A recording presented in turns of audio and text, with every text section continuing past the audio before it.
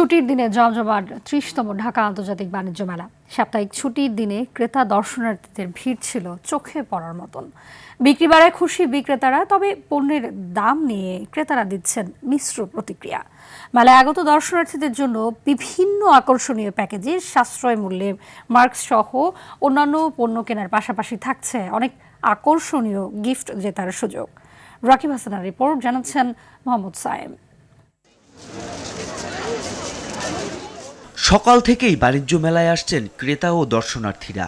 মেলার ১৩তম দিন শুক্রবার সকাল থেকেই আসতে শুরু করেছেন ক্রেতা ও দর্শনার্থীরা। সাপ্তাহিক ছুটির দিন হওয়ায় পরিবার পরিজন বন্ধু বান্ধবদের নিয়ে দূর দূরান্ত থেকে মেলায় আসছেন সবাই। বিভিন্ন প্যাভিলিয়ন ও স্টল ঘুরে ঘুরে দেখছেন তারা।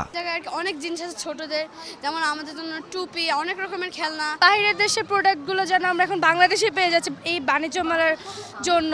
আমার ব্যান্ড কিনা হয়েছে, চারও কিনা হয়েছে, এক্সট্রা অনেক কিছু কিনা হয়েছে। ফার্নিচার দেখেছি, তারপর বিভিন্ন রকমের হস্তশিল্প ইত্যাদি দেখেছি। আর এটা আমার জীবনের ফার্স্ট টাইম আসে এখানে। প্রতিবারের মতো এবারের মেলাতেও প্রাধান্য পাচ্ছে দেশি বিদেশি শাড়ি, জামা কাপড়, শাল সহ বিভিন্ন পণ্য।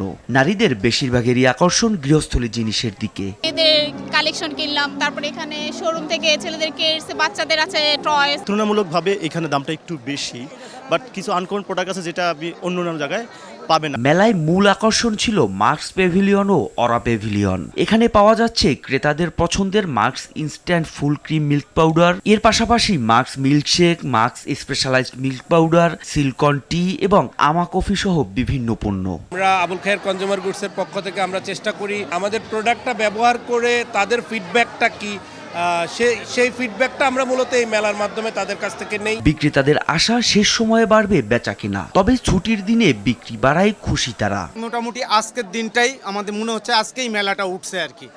এতদিন খুব স্লো ছিল।